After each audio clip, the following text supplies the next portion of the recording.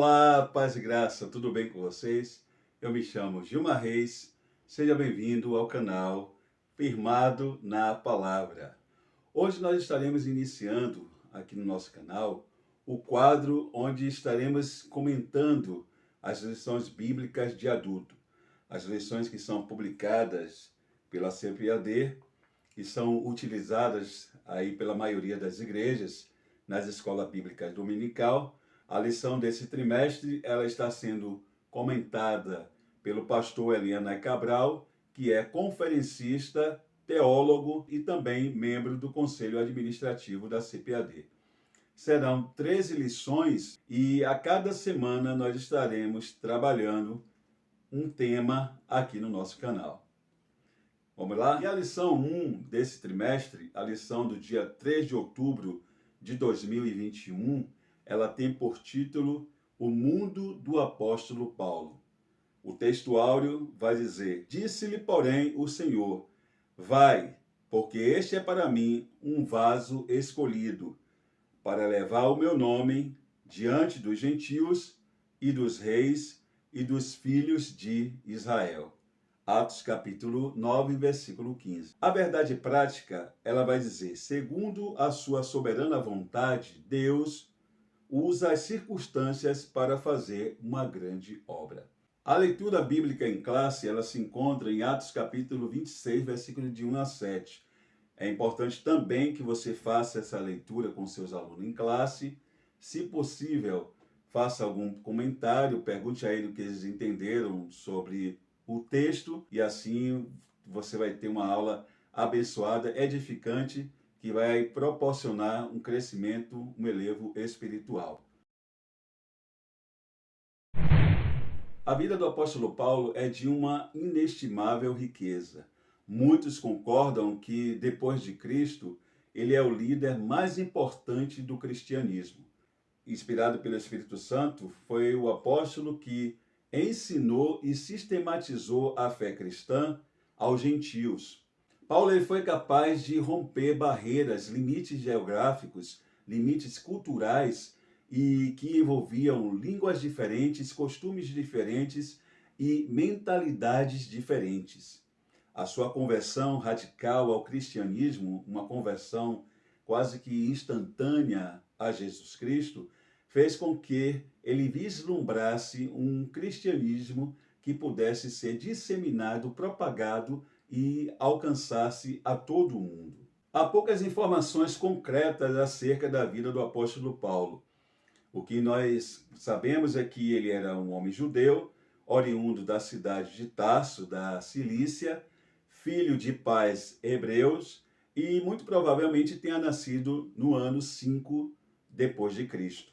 Apesar dessa data ela ser calculada com base na informação de que o apóstolo Paulo era bastante jovem na época da morte do diácono Estevão, como podemos inferir em Atos capítulo 7, versículo 58, há quem defenda que o seu nascimento se deu no ano 2 antes de Cristo, quando quem governava era o imperador César Augusto. O apóstolo Paulo era oriundo da tribo de Benjamim e, assim como seus pais, fazia parte da seita dos fariseus. Ainda criança, já falava o grego e já tinha um conhecimento sobre latim, aramaico e hebraico. Apesar de viver em uma cidade gentia com sua família, os seus pais já haviam decidido dedicá-lo ao serviço de Deus e por isso se empenhavam em tudo, se esforçavam para educá-lo como um genuíno, um verdadeiro israelita. Havia uma preocupação por parte dos seus pais com o aumento do contato do jovem com os costumes helênicos orientais que permeavam a cidade de Tasso. Com base nisso, o seu pai, no ano 14 depois de Cristo, quando se dá ali a morte do imperador César Augusto, vai enviá-lo para a Palestina, no intuito de que ali, em Jerusalém, ele recebesse uma educação rabínica, o que vai acontecer durante o período de 6 anos aos pés do ilustre mestre fariseu Gamaliel. E ali, aos pés de Gamaliel, o jovem Paulo vai ter aulas sobre exegese, vai se esmerar na capacidade e domínio da oratória, vai aprender a fazer exposições, haja vista que o rabino, ele não era apenas um ensinador e um pregador da lei, mas também atuava, aqueles que faziam parte do sinédrio, atuava como advogado, pois eram eles que condenavam, processavam ou defendiam alguém que fosse acusado de ter quebrado a lei de Moisés. Ali também ele vai aprender a debater utilizando o estilo de perguntas e respostas, que era conhecido no mundo antigo como diatribe, um estilo, inclusive, muito presente nas epístolas paulinas, como, por exemplo, epístolas de 1ª e 2ª Coríntios e a carta aos Romanos. Então, Paulo ele vai se destacar em todas essas habilidades ali diante dos seus contemporâneos, demonstrando possuir uma mente poderosa, habilidosa, capaz de levá-lo a fazer parte do sinédrio, a fazer parte de um dos principais dos judeus. Saulo de Tarso, ele passa a ser chamado de Paulo lá em Pafos, na ilha de Chipre, por ocasião da sua primeira viagem missionária, ali com Barnabé, como podemos inferir lá em Atos capítulo 13, versículo 9.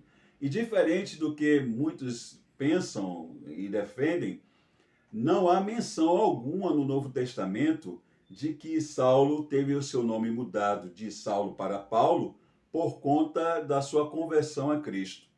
O fato é que, na condição de judeu e de cidadão romano, era normal ele possuir 2 nomes, um de origem israelita, que no caso era Saulo, ou Saul, né, o mesmo nome do primeiro rei de Israel, o benjamita, Saul, e a sua forma latina, que era Paulo, o nome romano, né, ou Paulus, que significa pequeno.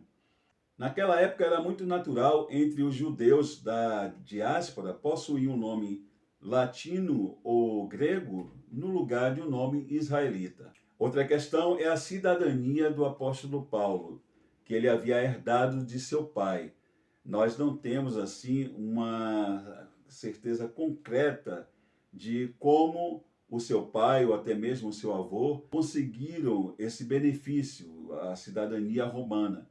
O que sabemos é que essa cidadania, a princípio, somente era conferida a nativos livres da cidade de Roma. Mas à medida que o Império Romano ele foi se expandindo, tomando ali a região da Itália e toda a região ali do mar Mediterrâneo, essa cidadania ela passa a ser dada a outras pessoas, habitantes de outras províncias. Vale lembrar que a Cilícia, no 1º século antes de Cristo, ela caiu na esfera de comando de mais de um general romano. A exemplo do general Pompeu, que vai pegar a cidade de Tarso, incorporar ao Império Romano, transformando-a na capital da província da Cilícia. Acredita-se que, a partir daí, no ano 66 a.C., os habitantes de Tarso eles vão receber ali o direito de cidadania romana. Alguns privilégios estavam contidos nesse direito de cidadania romana, e aqui eu vou destacar 3 principais, como, primeiro, aquele que possuía a cidadania romana, ele podia exigir, apelar, que fosse julgado diante de César. E nós vamos ver lá em Atos capítulo 25, versículos de 11 a 13, o apóstolo Paulo ele fazendo uso desse direito. Segundo, o cidadão romano ele não poderia sofrer açoites antes de ser julgado e condenado.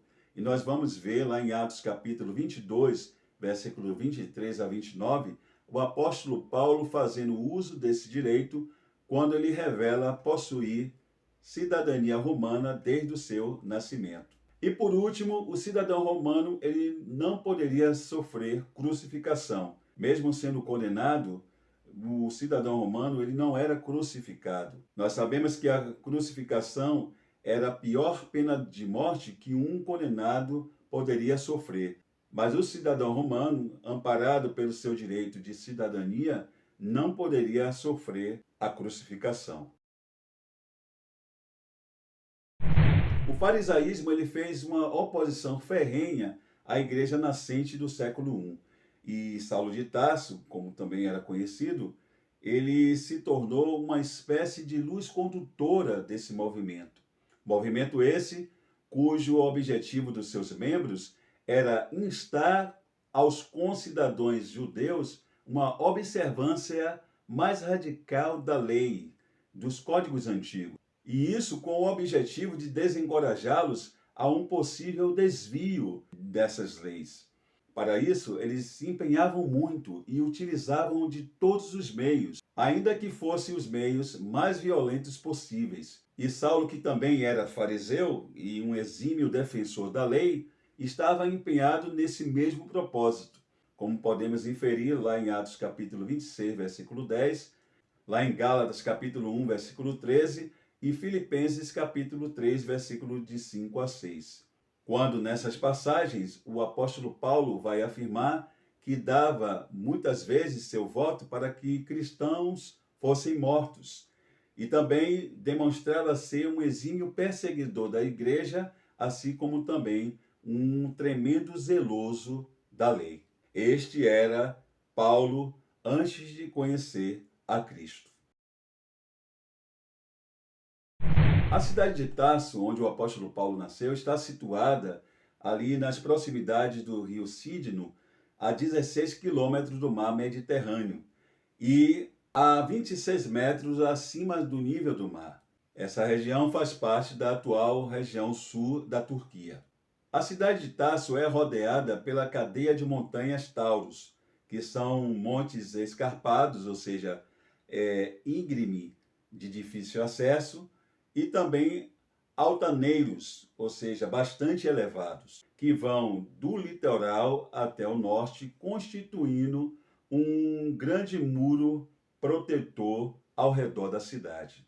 Por estar próxima a um porto de mar, a cidade de Tarso se tornou uma via muito importante para as caravanas que traziam suas mercadorias do Oriente, no leste, para Roma, no oeste. Em Tarso também estava a sede de uma universidade renomada que era famosa por causa dos seus estudantes. Homens como Atenodoro, o estoico, que foi tutor e confidente do imperador César Augusto, e também o ilustre Nestor, o acadêmico, que foi tutor de Marcelo, que era sobrinho do imperador César Augusto, foram ilustres estudantes dessa universidade. O imperador César Augusto ele ficou tão impressionado com a cultura elevada da cidade de Tarso que ele permitiu que ela tivesse seus próprios tribunais e nomeasse seus magistrados. De acordo com o geógrafo Estrabo, o povo de Tarso era ávido por atividades culturais. Eles se dedicavam ao estudo da filosofia, ao estudo das artes, de matemática, enfim, de todo o círculo de aprendizado geral.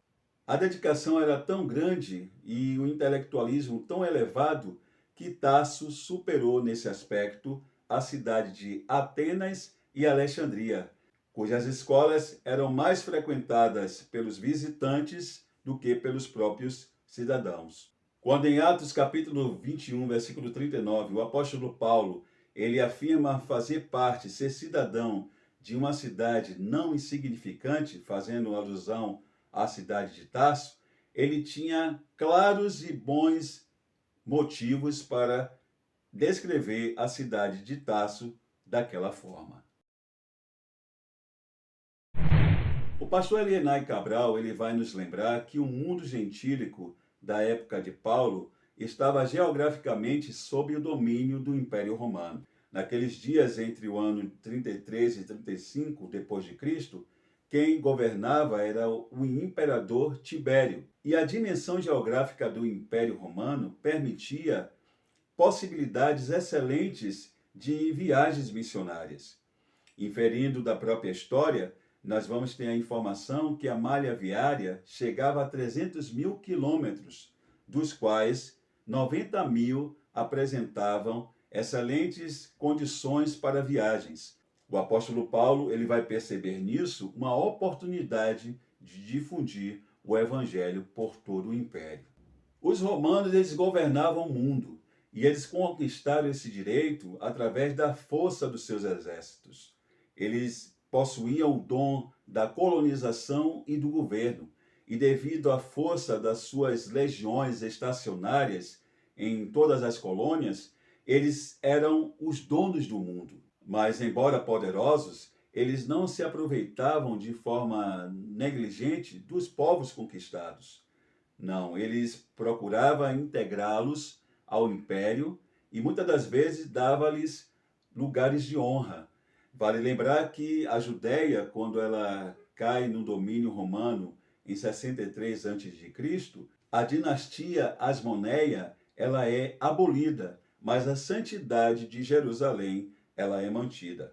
Por algum tempo, os romanos eles decidiram governar a Judéia de modo indireto, utilizando governadores judeus, a exemplo, os Herodes. Mas isso até o ano 6 depois de Cristo, quando a Judéia vai ser transformada em uma província, Roma vai indicar um governador provincial que vai estar na responsabilidade de manter a paz, a ordem e garantir que os tributos fossem cobrados para o império. Entretanto, os assuntos internos de interesse dos judeus ali na Judéia vão continuar sendo administrados pelos sumos sacerdotes e pelos 70 anciãos, ou seja, pelo sinédrio. Era uma certa liberdade que Roma dava aos povos vencidos e conquistados. Roma, ela permitia que cada país tivesse o seu rei, ela colocava um governador seu em cada província e também um corpo de publicanos que tinham como responsabilidade arrecadar os impostos para o império. O pastor Ciro Zibordi, no seu livro Procuram-se Pregadores como Paulo, ele vai nos lembrar que quando Roma conquista a Grécia, ali no século II a.C., vai haver uma grande euforia. Os romanos não sabiam que, ao prevalecer no campo bélico, eram eles que estavam sendo conquistados. Pois a partir da sua vitória militar, Roma passa a absorver toda a cultura helenista. As carruagens que levavam triunfantes ali os escravos, os povos conquistados, estavam também levando com eles a religião, o idioma e a cultura, que pouco a pouco iria ser difundida em todo o império. A religião oficial de Roma, ela absorveu boa parte da mitologia e do panteão grego. Divindades romanas foram associadas a deuses da Grécia. Por exemplo, Zeus passou a ser chamado de Júpiter, Hermes passou a ser chamado de Mercúrio e Afrodite passou a ser chamada de Vênus. E daí surge o adágio latino que dizia: a Grécia vencida venceu o vencedor. A experiência da conversão de Paulo é algo difícil de ser analisada, haja vista os poucos registros que temos na história de Israel e também na história da igreja de conversões aparentemente tão súbitas e completas. Entretanto, as notas contidas no livro de Atos dos Apóstolos e também nas epístolas paulinas parecerem indicar que a conversão de Paulo foi súbita, foi instantânea, há eruditos que acreditam que Paulo já deveria ter vivido algumas experiências que o prepararam de forma prévia para o encontro com o Senhor.